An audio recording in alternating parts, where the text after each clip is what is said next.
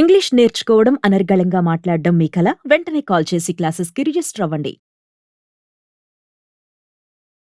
Hello నమస్తే, welcome to Suman TV. ప్రస్తుతం మనతో పాటు స్టూడియోలో శ్రీకాంత్ ఎర్రమల్లి గారు ఉన్నారు. వీరు హ్యుమానిటీస్ ప్రొఫెసర్ అండ్ మన ఇండియన్ మైథాలజీ మీద కూడా చాలా రీసెర్చ్ చేసి కొన్ని బుక్స్ కూడా రచించారు.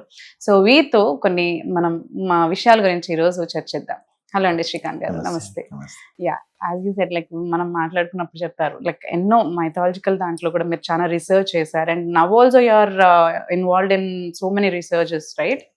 సో ఇక్కడ అడిగేది ఏంటంటే, మనకి ఎప్పుడే కానీ కృష్ణుడి గురించి మాట్లాడుకున్నప్పుడు ఫస్ట్ థింగ్ మనకి ద్వారకానే గుర్తొస్తుంది. ఎందుకంటే ఆయన life story most of the time అక్కడే జరిగింది అని మనం వింటూ ఉంటాం.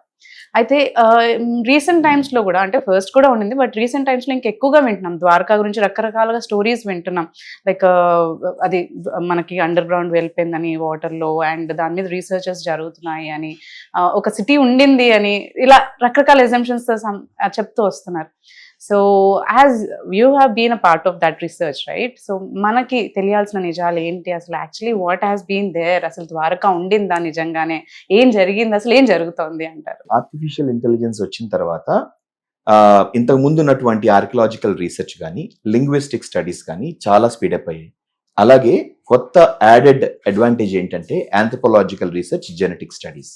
ఓకే. జెనెటిక్ స్టడీస్ లో చాలా వరకు విషయాలు రీసెంట్ గా 2016, 17, 18 రీసెర్చెస్ లో మనకి మన Indian research centre, CCMB, Pune institute, Delhi Deccan college లో ఉన్న professors, archaeology professors like doctor Vasant Shinde, అలాగే డాక్టర్ నీరజ్ రాయ్, ఇలాంటి renowned professors from DNA and archaeological research, వాళ్ళిద్దరూ కలిసి కాంప్లిమెంటరీగా చేసినటువంటి కొన్ని ఇంట్రెస్టింగ్ ఫ్యాక్ట్స్ ఏం చెప్తున్నాయంటే, ఈ డేట్స్ కి టాలీ అయ్యే విధంగా కల్చరల్ ఎక్స్పాన్స్ అక్కడ ఉండేది.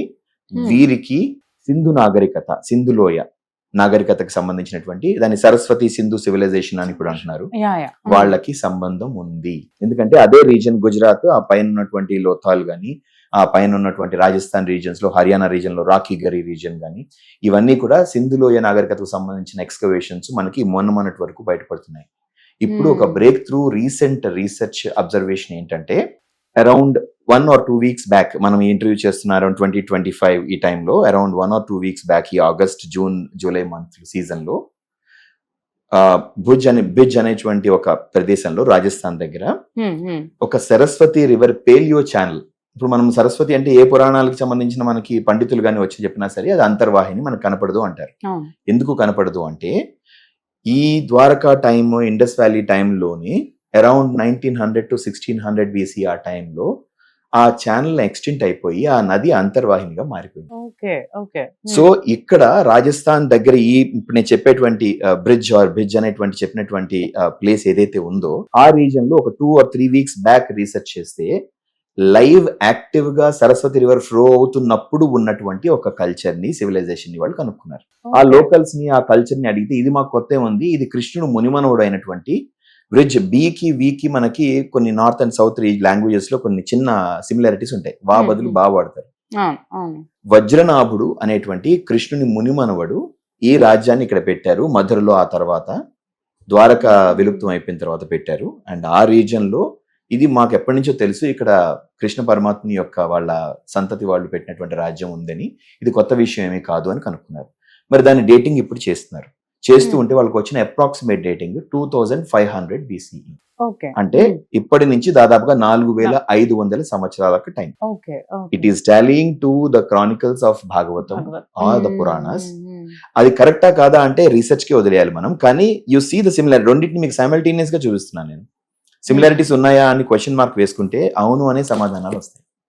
ఎందుకంటే ఇంత ఎగ్జాక్ట్ గా ఎన్ని విషయాలుగా టాలీ అవుతున్నాయి. యాక్చువల్లీ ఇవన్నీ కూడా సో అజంప్షన్స్ లో ఉండిపోయి, ఇవన్నీ ఎవరికి తెలియదు యాక్చువల్లీ ఏది నిజం, ఏది నిజం కాదు అనే దాని మీద ఎప్పుడు క్వశ్చన్ మార్క్ ఉంటుంది. అండ్ కొంతమంది ఏంటంటే చెప్పిన వెంటనే వేరే స్టోరీస్ అన్ని కూడా దాన్ని రిలేట్ చేసుకుంటారు.